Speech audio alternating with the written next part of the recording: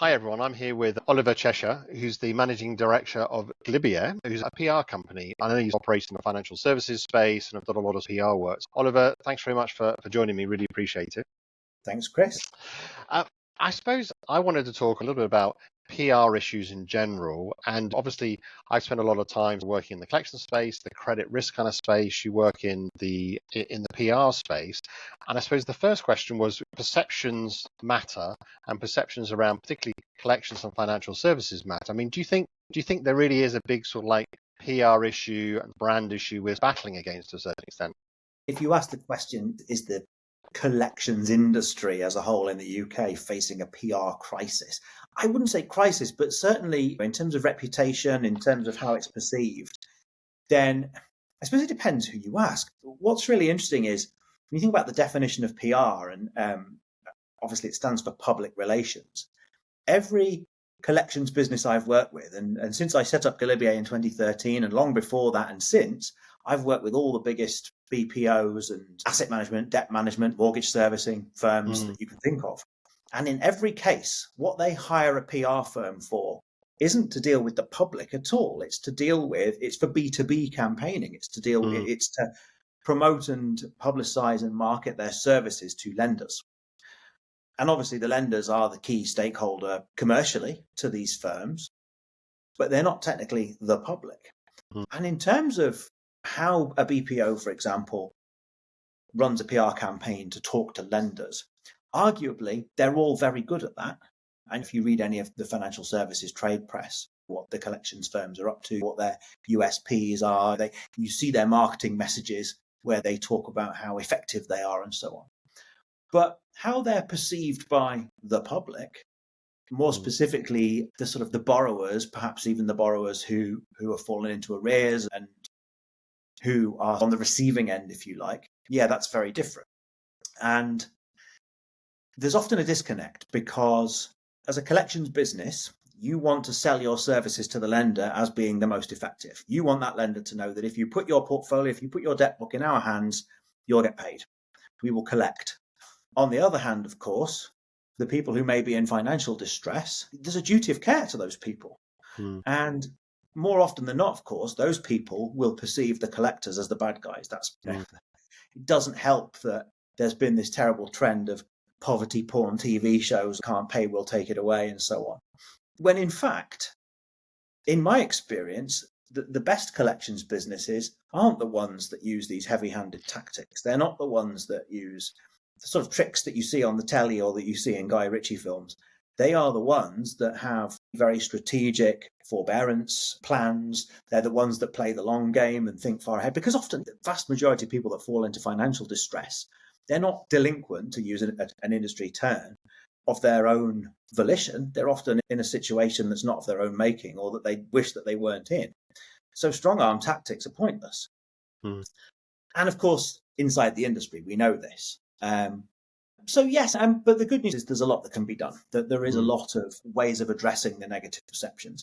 The other thing, of course, to remember is the negative perception doesn't affect the brand of the collections business. It affects the lender's brand. If I take out a loan from a high street lender and then have a bad experience with the collections team, it's the high street lender that I have that negative perception of.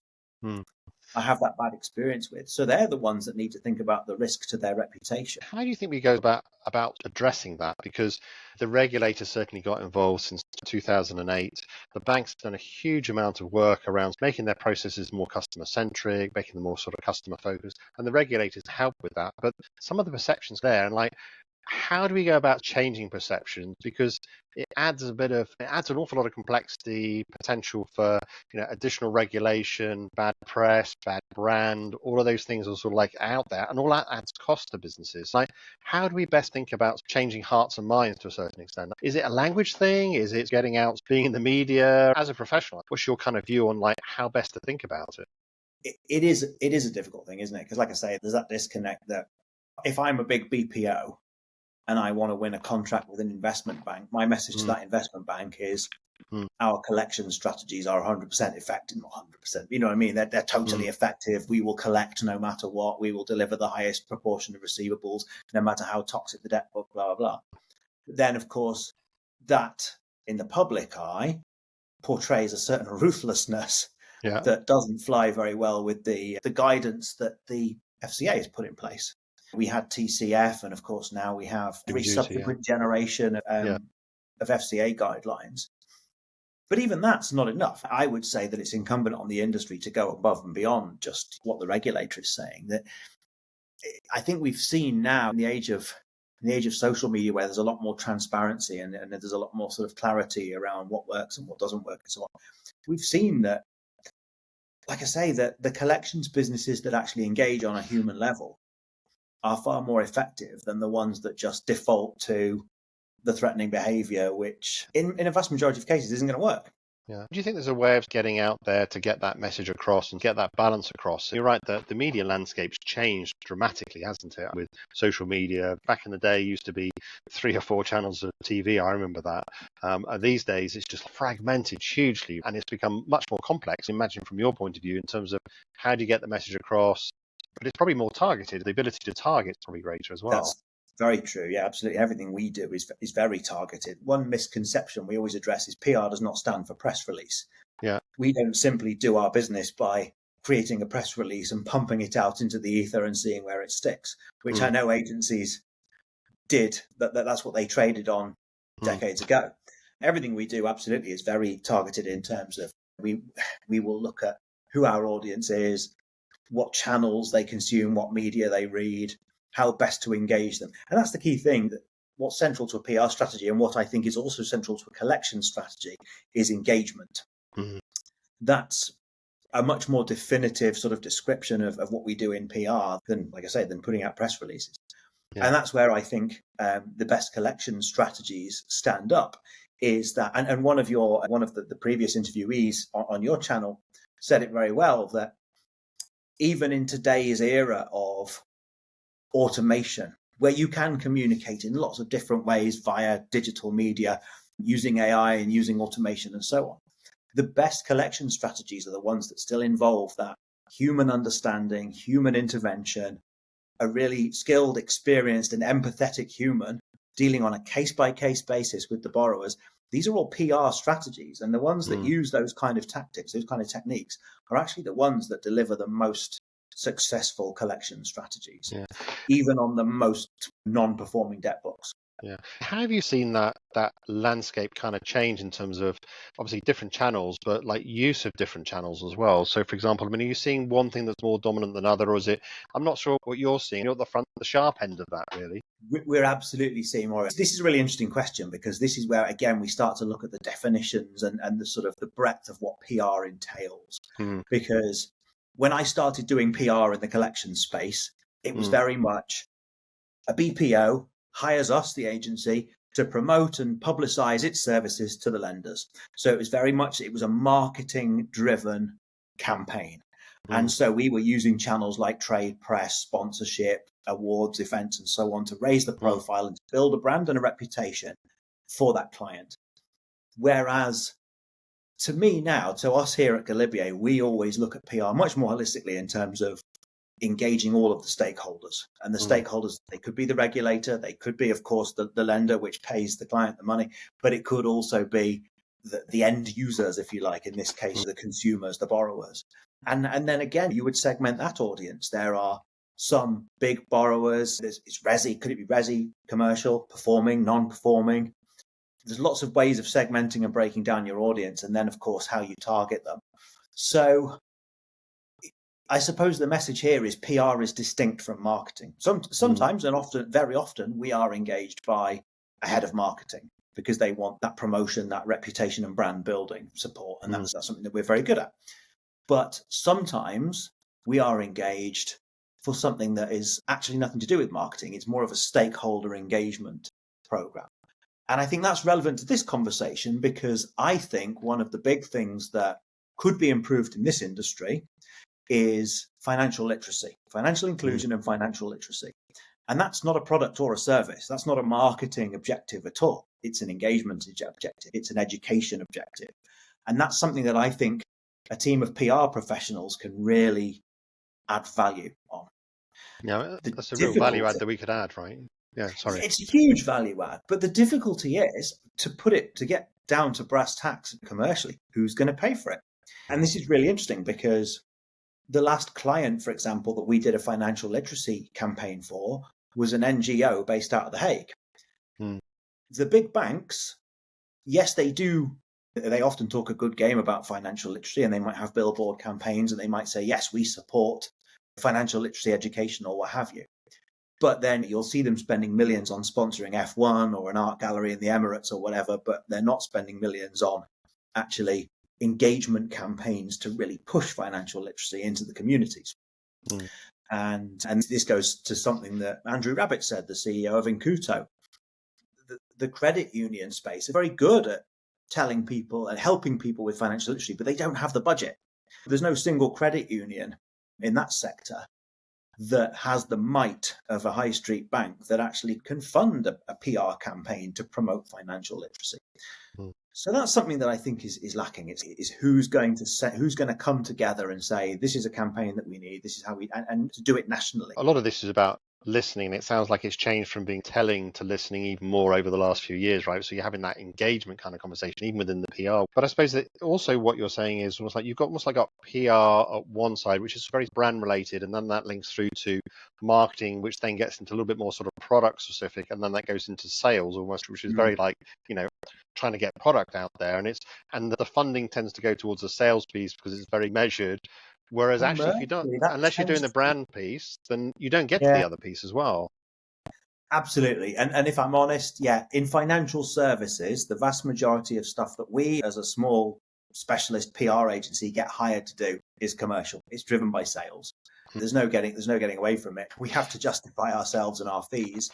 And that means helping the clients with things like lead generation, with things like establishing a ownership of a niche of a market, and then building a reputation and some credibility in that market, all of which leads to more sales, more deals, more client contracts. So yes, that tends to be what we get involved in. Do you think that's short-sighted in a certain extent, in terms of that the longer building of the brand sort of has that base load kind of communication that then gives you brand recognition that then generates the sales? Do we take this sort of like short-term view versus this much longer-term view? And I know it's difficult to break out of it, but do you think it's something we've got to try and do? I think, unfortunately, and I'm not an economist, it's just a symptom of capitalism. We all have financial targets to hit, whether it's me running a small business needing to feed my kids, or whether it's a FTSE 100 needing to deliver shareholder value. We've got to deal with that first. And so there's inevitably going to be short-term imperatives that we have to prioritize. And I recently wrote an article for a mortgage trade magazine about that my dream, my ambition whenever I sit down with a client is, let's do something much more holistic, much more strategic, much more innovative and forward-looking. Right. Let's be leaders at the vanguard of a movement for change. I talk all this ambitious language about, let's really change the world. Let's motivate and mobilize people to not just change their transactional habits, but to change the way they think, and all of this noble sort of aspiration within a sort of campaigning mindset. You can't do any of that unless you're hitting your financial targets, unless you're justifying your fees and paying your bills. So it always starts with product and service. That's just the cynical way of looking about it, and that's always the way it's going to be. But the bigger brands, I would argue, do have and should have something in their budget and something in their strategy for that more engagement, stakeholder relationship, longer term change, the change agenda, basically. Because ultimately, as you say, longer term, strategically, it is going to help their brand, which will in turn help their sales and their market position and so on. So I would argue that the brands that do think about how do we change the entire industry for the better, let's not just spend this money on marketing our products and services. Let's spend this money on a campaign to help everybody in the whole industry to raise standards, to build, to create and to maintain channels of communication, to improve consumer understanding, to, let's even be super ambitious and to influence the curriculum, for example. And we have campaigned successfully over the decades at that level. Why aren't we in Westminster talking about how to, in my case, we were talking about how do we get financial literacy onto the primary curriculum, which it isn't yet, although it is increasingly talked about at that young age in schools. Obviously, primary school kids are not consumers of financial services products. Mm. So if we were to be short-sighted, we'd say, what's the point? But Mm. ultimately, the campaign we did in 2015, where we were ambitiously campaigning to teach a generation of kids to understand money, how to earn it, how to invest it, how to grow it, how to save. That's the future generation of consumers. And ultimately, the message we had back then was there would be less irresponsible or unethical lending threatening people if the next generation of consumers had a better understanding of borrowing. Mm. And so if we can do some education campaigning, we're going to make life better for all of us in the long run. And I know we were chatting earlier a little bit about that. It's also the parents as well. So you might also be directly chatting with the younger generation.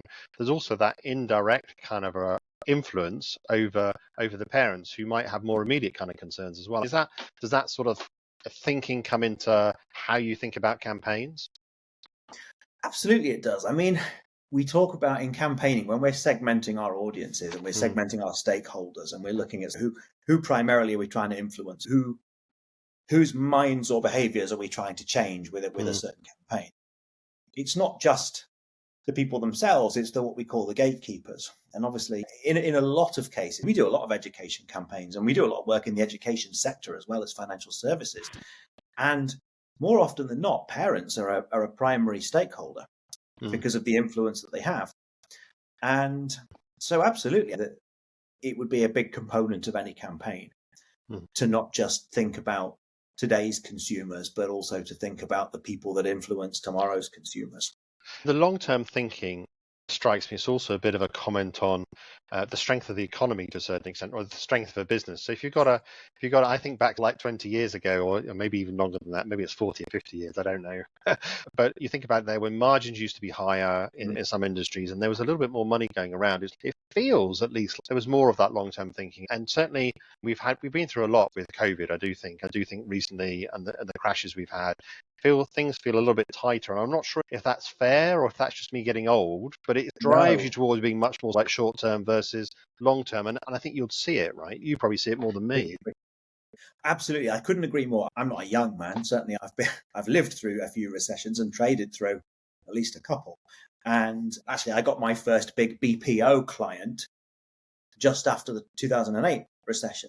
And learned a hell of a lot, about collections from working with a huge BPO that had billions of mortgage assets under management.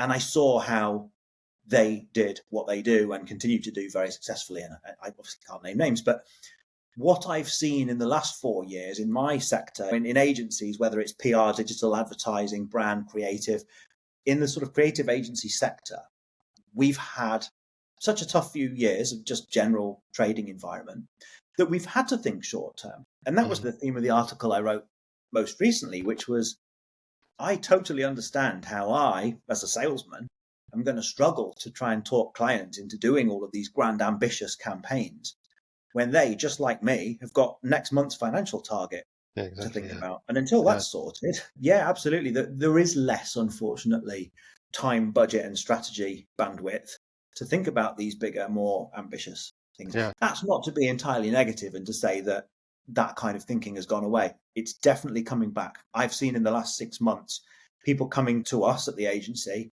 with much bigger, grander, more ambitious, more forward-thinking plans and objectives. But in those few years, most recently, it has been very short-term. It's just been, look, we need to sell product, we need to sell service. And unless you can help us with that, there's no deal. You've got to stay afloat, otherwise you can't have the other conversations. Yeah, exactly. And I heard recently from one of my advisors that in the agency space, he was seeing one of them go under every 2 days. Yeah. And it's been brutal. And it's not, there's a lot of sectors that have been hit in that way. But actually, in the last 6 months, things have suddenly turned around and we are getting, our waiting list is back now, which is fabulous. Yeah, that's good. And we're talking to fintechs, for example, who are saying, I need an entire 2025 strategy. And it's not just marketing and sales driven. It's about brand building. It's about diversifying into new markets. It's about, like I say, the change agenda is back, which is really exciting. Yeah. Do Do you think new technology, and I'm thinking particularly around social media, but also messaging, we've got RCS messaging, like rich text messaging that's going out with these different channels that are out there. Does that offer a way to get to the same audience for less cost? Is that sort of a potentially an opportunity? And particularly, I want to ask another question, particularly around social media after that, but does it allow us to almost mitigate some of the increasing costs using the old traditional channels? How do you think about that? I completely agree. And actually, this is really exciting to me. And again, this thinking was sparked by watching one of your videos on this channel. One of the best BPOs I ever worked with, and I wish I could name names, a big one with billions and billions of mortgage debt books under its management.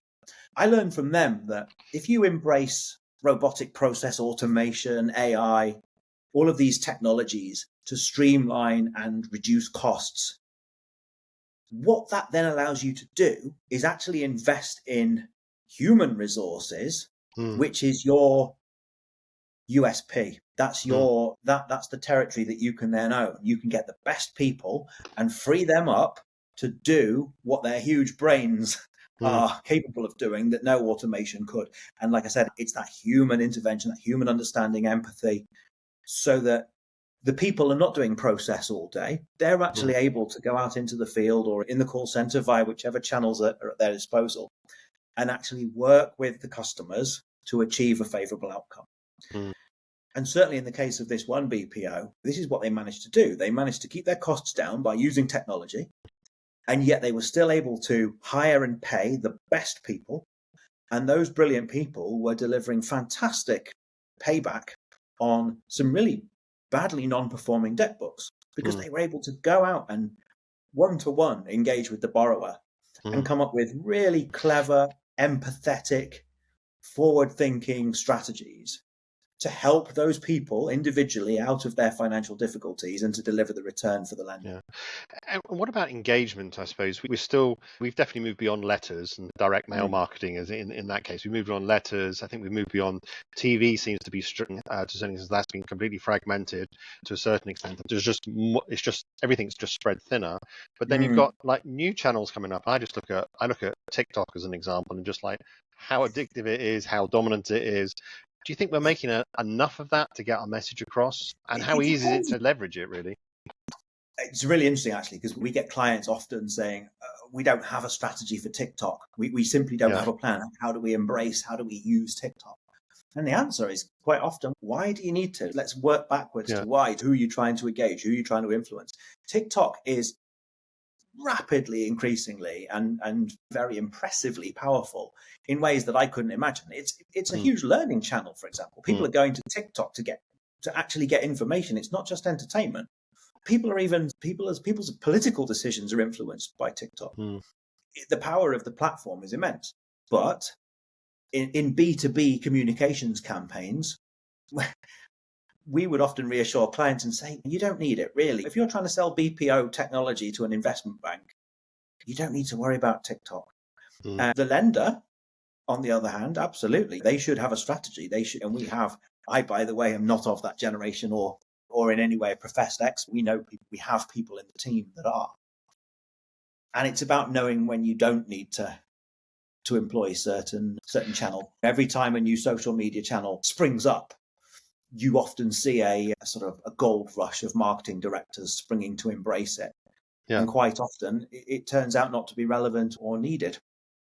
I was thinking about things like debt advice or people who are struggling, maybe those sort of that's that sort of B2C kind of conversation, right? In which case, yes, it's absolutely central because, as one of your previous interviewees said, a whole generation of people now default to their phones first, but not to have a telephone conversation like you or I would. But for example, they get information first and foremost from short form videos, whether it's Instagram, TikTok, or YouTube, before anything else. Sounds like in terms of like use of those, it's about going back to the basics, which has always been there around understanding the segment you're targeting, making sure you're understanding what you're going to get out of it, and then probably looking at the data as well. So if the basics still apply, even though there's new channels, you just apply the basics to whatever channels it is, and we shouldn't move away from that.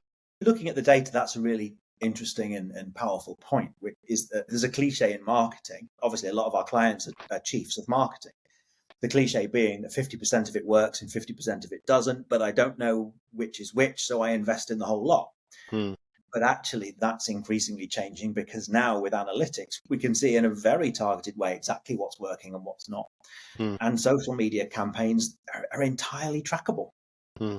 Yeah. And I wish we work with analysts whose understanding is so granular. It's fascinating, but it allows us to be very targeted with what we're saying, who we're saying it to, timing, all of that.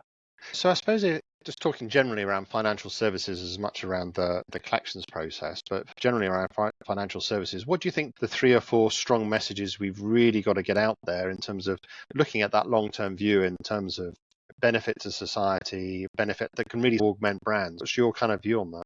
The fundamental one, as I've said, is education. I strongly believe, and have done all through my career, that education, I think, is the first solution to all social problems. I think if we are able to better educate people, then that's the.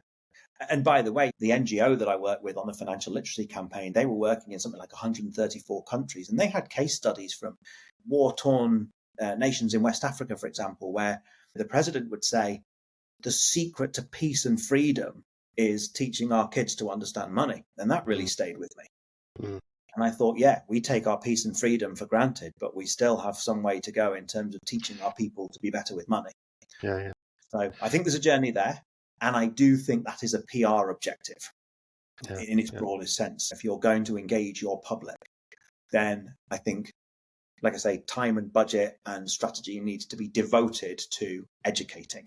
The other thing we haven't really talked about is misinformation that's also out there, and that's been growing over time. And I suppose, how much do we need to go out with positive messages that can counteract the misinformation that's potentially out there, particularly when it's so cheap to produce some of this stuff and it's so clickable, particularly fear and misinformation is so clickable, it's almost like you've got to work harder to get your message out there to a certain extent. How do you think about that, and what's your kind of view on that? To be honest, it's a very depressing subject, isn't it? And I forgive my ignorance on the spot, somebody far cleverer than me defined the difference between misinformation and disinformation, but one is far more insidious than the other, because one is deliberate, and I think it's the latter, where actually politically, as we see in the sort of rise of populist right-wing grifters, whom I won't name, but we know who they are, they will deliberately sow false information for whatever their own ends are, and combating that's difficult, because they're hugely well funded. And the power and influence and the effectiveness of some of these individuals is immense, up to and including getting seats in Parliament. So combating that is tough, very tough. And we find ourselves sometimes being tasked with doing it. If we're doing education campaigns, for example, and our job is to tell a balanced story and to engage our audiences with facts and truth. But we know that already they're consuming false information. It just makes our life so much harder. You just have to you're walking upstream even harder, aren't you, to a certain extent, to get your message across. It's very tough, and it gets politicized and we get pulled into it. Yeah, that's a very bleak conversation. And by the way, I'll say here on the record, I'm the last person you want to ask for advice on this, because I do not know the answers. I wish I did. I just have to place my faith in there still being some well-intentioned, principled, decent people out there who have the intellect and the resources to help us to combat misinformation and disinformation. We play our part, but it's tough. And I think just generally, we're all a little bit like that. It strikes me just hearing you talk around, like, the more we can work together on some of those long-term kind of campaigns, the better it would be, really. And maybe that's something we have to have taking away, particularly in the collections industry, but just generally within financial services to a certain extent, because we're combating against some of the information that's out there that is not necessarily correct. There's some good work that kind of goes on. You just hit the nail on the head when you said working together, and you made me think of another, I think, very important talking point, and that's alliances. And that's something that we in PR agencies are very good at, which is finding alignments of interest between parties, bringing them together, and by doing so, amplifying the power of what we're trying to campaign for. And that is often a very effective tactic or strategy in what we do. The best PR firms could be described as super connectors, by which I mean We don't profess to have the answers to everything our clients want, but our job is to know how to get to those answers by being very well connected, very well networked, and very good at engaging, persuading, bringing on board, like I say, people with aligned interests. Perfect example is what Andrew Rabbitt's doing at Incuto. As he said, no single credit union has the might to get its voice out there, but by bringing them all together as a unified voice, they're able to really campaign. And it's the same with a lot of the work that we do. Clients will come to us and say, we think that something is happening in the industry that is wrong, it's detrimental, or there's an opportunity here that we want to address. So whether it's countering something negative or going after something positive, the client on their own or the client with us might not have that loud a voice. But if we can engage other parties, be they editors, journalists, producers who have a platform and an audience, be they membership bodies, be they lobbying groups, be they even, and this, I say this because I've seen it time and time again, competitors. My small business has been quite successful over the years by being quite matey with other PR firms. I had dinner with a bunch of them a couple of nights ago, and I'm having lunch with another next week. And yes, we are commercially often going after the same kind of business. Sometimes we pitch against one another. But if you actually look where the alignments of interests are, you can get a lot done in terms of just raising standards in the industry, helping one another out. And it's the same in financial services. FinTech North is a community we've been proudly partnered with for pretty much since it started, not long after Galibier started.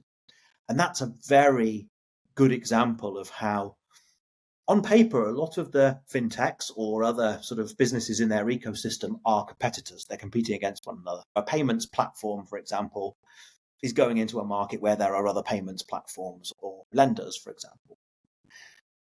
But by being part of that FinTech North community, where actually we're constantly asking the question, how can we help each other? What do we have in common that we're trying to strive for? There's loads of ways that we can get certain messages out. And I think FinTech North is a good example of a brand now that has an audience, a platform, a following, a certain level of influence and credibility, so that when it calls for something like improving standards in financial literacy or access to finance or the sort of the noble aims that we as an industry are looking towards, people listen. Yeah. And that's a campaign outcome that's arguably successful. And I do think, just going back to live events, because we met at a live event, and like how that's good in terms of getting people together and getting people to network and finding new ideas. And then the competition piece, I'm thinking here around, everyone's just about to go back to university as an example. If you're around with like-minded individuals, even though you're in competition with someone, just like you are at school, like you're in competition with the person sitting next to you to have better marks, but it drives you to have actually higher marks overall by having that conversation, getting together, talking with each other, and you actually get a better product when it comes out, even though we're in this sort of world of almost like individualism where we're looking at ourselves and trying to be almost like be as selfish as possible. You look at that bigger picture, actually be better off if we actually almost meet each other, compete with each other, but actually get better by raising the bar for everyone. Absolutely. Yeah, I'm a firm believer in that. And I try and take this approach with every client that we have is when we're building as part of a campaign strategy, our sort of matrix of stakeholders, and by which I mean the customers, the regulators, the policymakers, the media. In there, I will always include peers, which obviously includes competitors, because I always think there's a way, often untapped, often overlooked, a way of engaging them. Because the old cliche in PR, as I guess in a lot of industries, when the tide rises, all the boats float. Yeah. We want to grow a market so that we can all go into that market and make hay. Then we need everybody that's participating in that market to do certain things. And that requires some alliance. And that's why membership bodies exist and are successful. And I love working with them.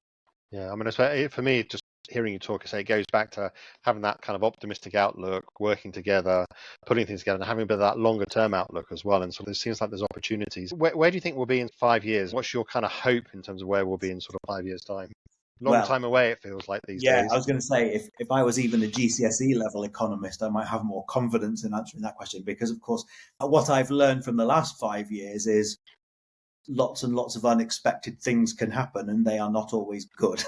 Yeah. So having been burned by that experience, Do you know what I can say from my own business, and also I'm sure everybody else in any kind of business will agree.